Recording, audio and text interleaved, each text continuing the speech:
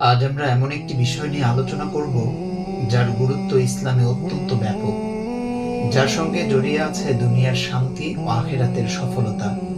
আর সেই বিষয়টি হলো পিতামাতার অধিকার।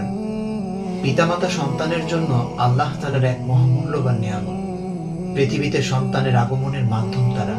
সন্তানকে লালন পালন, শিক্ষা দীক্ষা, ভালোবাসা এবং ত্যাগের মাধ্যমে তারা বড় করে তোলেন। সন্তানের সুখের জন্য তারা নিজেদের আরামায়েশ বিসর্জন দেন। নিজের কষ্ট গোপন রেখে সন্তানের মুখে হাসি ফোটানোর চেষ্টা করেন। তাই ইসলাম পিতামাতার মর্যাদাকে এত উঁচুতে স্থান দিয়েছে যে আল্লাহ তাআলা নিজের ইবাদতের নির্দেশ দেওয়ার পরপরই পিতামাতার প্রতি সৎ ব্যবহারের নির্দেশ দিয়েছেন। আল্লাহ তাআলা বলেন, ওয়াকাদা রাব্বুকা আল্লা তা'বুদু ইল্লা ইয়্যাহু ওয়া বিল ওয়ালিদাইনি ইহসানা। তোমার প্রতিপালক নির্দেশ দিয়েছেন যে তোমরা একমাত্র তারই ইবাদত করবে এবং পিতামাতার প্রতি সৎ ব্যবহার করবে। এরপর আল্লাহ তাআলা আরো বলেন, ইম্মা ইয়াবলুগান্না ইনদাকাল কিবারা আহাদুহুমা আও কিলাহুমা ফালা তাকুল লাহুমা উফ ওয়ালা তানহারহুমা ওয়া কুল লাহুমা কাওলান কারীমা।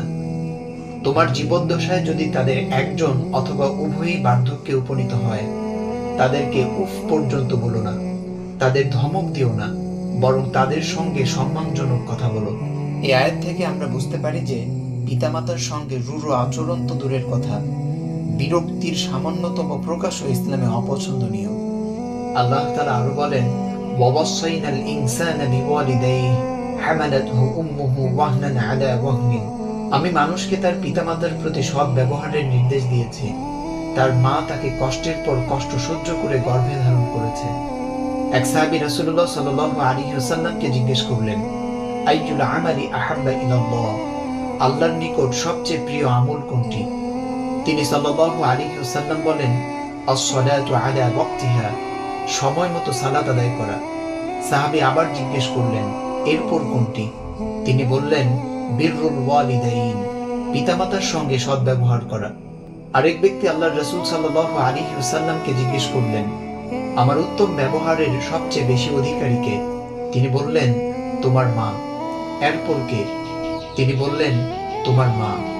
আবারও জিজ্ঞেস করলে তিনি সাল্লাল্লাহু আলাইহি ওয়াসাল্লাম বলেন, তোমার মা। আর চতুর্থবার জানতে চাইলে তিনি বলেন, তোমার বাবা।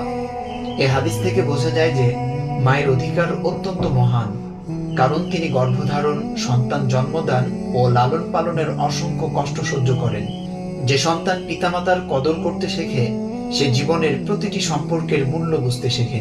আমাদের উচিত পিতামাতার সঙ্গে সর্বদা নম্র ভাষায় কথা বলা, তাদের প্রয়োজন পূরণে সচেষ্ট হওয়া, তাদের সামনে কণ্ঠস্বর উঁচু না করা, তাদের জন্য নিয়মিত দোয়া করা, বার্ধক্যে তাদের সেবাকে সৌভাগ্য মনে করা, মৃত্যুর পরও তাদের জন্য দোয়া ও সাদাকায়ে জারিয়া করা। পিতামাতা পৃথিবীতে আমাদের সবচেয়ে বড় আপনজন। তাদের ভালোবাসার কোনো তুলনা নেই, তাদের ত্যাগের কোনো মূল্য নির্ধারণ করা যায় না। তাই একজন মুমিনের কর্তব্য হলো তাদের সম্মান করা, তাদের সেবা করা এবং তাদের সন্তুষ্টি অর্জনের চেষ্টা করা। পিতামাতার সন্তুষ্টির মধ্যেই আল্লাহর সন্তুষ্টি নিহিত রয়েছে, আর তাদের কষ্ট দেওয়ার মধ্যে রয়েছে আল্লাহর অসন্তুষ্টি। আসুন আমরা সবাই অন্তর থেকে এই দোয়া করি, রব্বিরহামহুমা কামা রাব্বায়ানি সগীরা। হে আমার প্রতিপালক, আমার পিতামাতার প্রতি দয়া করুন, যেমন তারা শৈশবে আমাদের লালন পালন করেছেন। আল্লাহ তাআলা আমাদের সকলকে পিতামাতার হক আদায় করার তৌফিক দান করুন। আমিন।